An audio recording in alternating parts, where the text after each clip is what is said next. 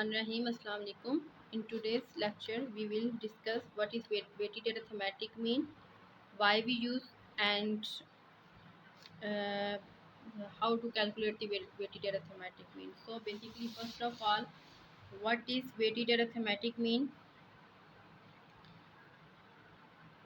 अच्छा, general situation में हम ये चीज़ ऑब्ज़र्व करते हैं कि हमारे पास जो हर आइटम होता है, हर प्रोडक्ट होती है, हर जो यूनिट होता है जिसको आप कंसीडर कर रहे होते हैं अपनी स्टडी के लिए, वो इक्वल इम्पॉर्टेंस के नहीं होते हैं। ठीक है, तो हमारे पास क्या होता है, like if I just say कि मेरे पास जो है वो क्लास के अंदर स्टूडेंट्स हैं, तो देन यू नो दैट कि every student must have the different calibre.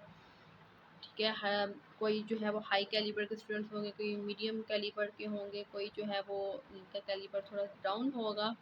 तो if I just treat them all the students in the same pattern, then it will not give me the good results. ठीक है, तो उसके लिए हमारे पास क्या होगा कि जो है वो उन स्टूडेंट्स को जो है उनकी जैसा उनका कैलिबर उसके मुताबिक जो है वो आप कह सकते हैं कि आपने इनको ग्रेड असाइन करने हैं, कोई आप उनको कोचिंग देनी है। तो वो जो चीज़ होगी कि यानी कि किसी भी चीज़ को उसकी इम्पोर्टेंस के अकॉर्डिंग जो है वो जब कंसीडर किया जाता है, तो वहाँ पे आप जो है वेटेड अरिथमेटिक मीन यूज़ करते हैं।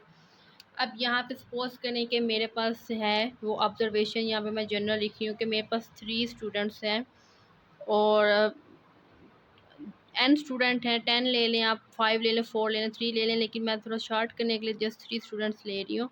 तो अब इसमें मेरे पास 3 स्टूडेंट जो हैं वो डिफरेंट कैलिबर के हैं। ठीक है, तो अब मैंने क्या करना है कि जो है यानी कि इसकी जो है वो सबसे अच्छे मार्क्स हैं, इसके थोड़े से उससे कम है और इसके उससे कम है। तो ये मेरे पास जो है, अब मैं अगर इनको कह देती हूँ कि मैं सेम पोजीशन असाइन कर दी हूँ कि सारे के सारे ही फर्स्ट पोजीशन पे हैं, तो दैन ये एक जो है वो वेटेड एक वे हो जाएगा, यानी कि उनके जो कैलिबर था, उनके जो मार्क्स, उसको कंसीडर ही नहीं किया गया है। लेकिन अगर मैं इसके बजाय इस चीज़ को कंसीडर करती हूँ, तो दैन मेरे पास ये वेटेड अरिथमेटिक मीन में चला जाएगा। अब एक वेटेड जो है वो टेक्निक में चला जाएगा। अब उसमें होगा क्या कि मेरे पास ये 3 ऑब्जर्वेशंस थी, इनमें जो है वो इसकी जो है मार्क्स के लिहाज से इसको मैं कहती हूँ कि ये जो है वो जिस भी पोजीशन पे है, लेकिन इसकी ऑर्डर चूँकि पहला है यानी कि रोल नंबर 1 है, तो मैं इसकी वेट को वेट 1 ही कहूँगी, इसको मैं वेट 2 कहूँगी, इसकी जो वेट होगा इसके उसके मैं वेट 3 कहूँगी। तो ये मेरे पास जो है जितनी ऑब्जर्वेशन थी उनके अकॉर्डिंग उतने वेट्स असाइन हो गए। अब बात आ जाती है कि हमने जब अरिथमेटिक मीन निकालना है तो वो हम कैसे निकालेंगे। अब अरिथमेटिक मीन जैसा कि हम ग्रुप डेटा में देख चुके हैं कि हम हर ऑब्जर्वेशन को उसकी करस्पॉन्डिंग फ्रीक्वेंसी के साथ मल्टीप्लाई करते थे। तो यहाँ पे आपने क्या करना है कि हर ऑब्जर्वेशन को उसके करस्पॉन्डिंग वेट के साथ मल्टीप्लाई करना है और फिर उनको आपस में ऐड करते जाना है।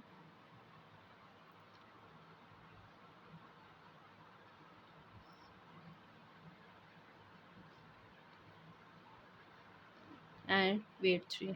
अगर आप इसको कॉन्ट्रास्ट फॉर्म में लिखना चाहते हैं, then you will use this mission sign, I from 1 to minimum observation 1, maximum 3, I from 1 to 3, x I w I divided by sum of w I। तो ये जो है ये मेरे पास जो है वेटेड अरिथमेटिक मीन का फार्मूला हो जाएगा।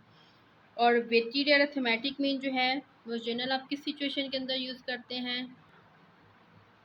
ठीक है, यूज़ इसको आपने कब ज़्यादातर हम करते हैं कि when we need to calculate the birth rate, ठीक है, और डेथ रेट और इंडेक्स नंबर। ठीक है, इंडेक्स नंबर तो आगे चल के हम डिटेल में एक चैप्टर आएगा उसमें डिस्कस करेंगे। तो बर्थ रेट यानी कि किसी भी अब हर जो है वो सिटी वाइज जो है बर्थ रेट वेरी करता है। अब मैं कहूँगी हर जगह पे सेम बर्थ हो रही हैं, तो जो है ये एक बिल्कुल नॉन सेंस एक बात होगी। हर जगह पे डेथ रेट में सेम कह दिए तो ये भी एक नॉन सेंस बात होगी। ठीक है, इंडेक्स नंबर है, तो ये इंडेक्स नंबर बेसिकली होता है कि किसी भी कोई कमोडिटी है, कोई प्रोडक्ट है, उसकी कितनी डिमांड है, कितनी सेल है, उसके मुताबिक हमने बात करनी होती है। तो ये इन 3 जगहों पर मोस्टली यूज़ होता है। फार्मूला भी हम इसका देख चुके हैं। नेक्स्ट है हमारे पास कि इसकी कैलकुलेशन की तरफ आते हैं। अब कैलकुलेशन में मैंने आपको बताया है कि सबसे पहले आपने जिस भी चीज़ की कैलकुलेशन करनी है, आपने जो आपके पास एक्स्ट्रा स्पेस होगी उसमें आपने इसका फार्मूला लिख लेना है। एक्स बार, यहाँ पे मैं आपको फार्मूला पहले इसका बता चुकी हूँ, आई फ्रॉम 1 to n और divided by sum of W I from 1 to n।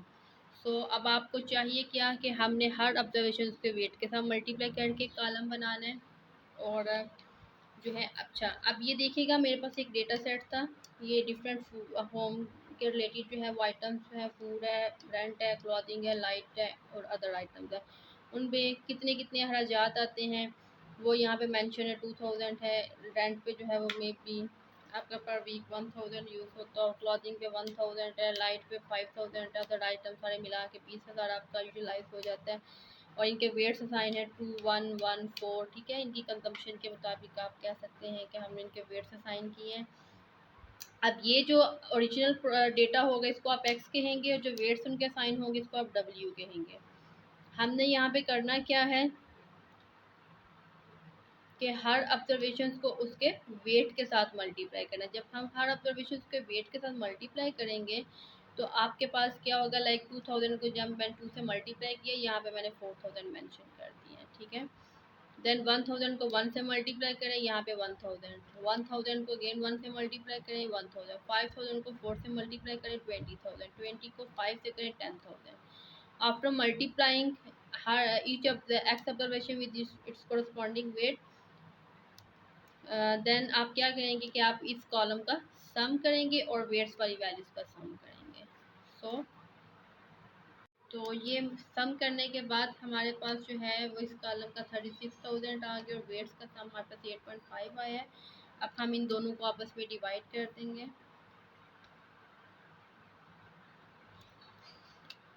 X bar is equals to 36,000 divided by 8.5 और इसको डिवाइड करके हमारे पास जो रिज़ल्ट आ रहा है वो है 4235.2, ठीक है। तो ये हमारे पास यहाँ पे आप अपनी आसानी के लिए डब्ल्यू सब्सक्रिप्शन में मेंशन कर सकते हैं। तो ये हमारे पास वेटेड अरिथमेटिक मीन आ गया आपके डेटा सेट का। दैट्स इट, ठीक है। वेरी सिंपल मेथड है। अगर हमें ग्रुप डेटा की समझ आ गई है तो उसकी काफ़ी उसके साथ ये रिलेट करता है कैलकुलेशन प्रोसीजर जो है, ठीक है। एंड इन नेक्स्ट वीडियो हम जो है वो अरिथमेटिक मीन के कुछ मोर मेथड्स है उनको डिस्कस करेंगे। Thank you so much. Till then अल्लाह हाफिज़।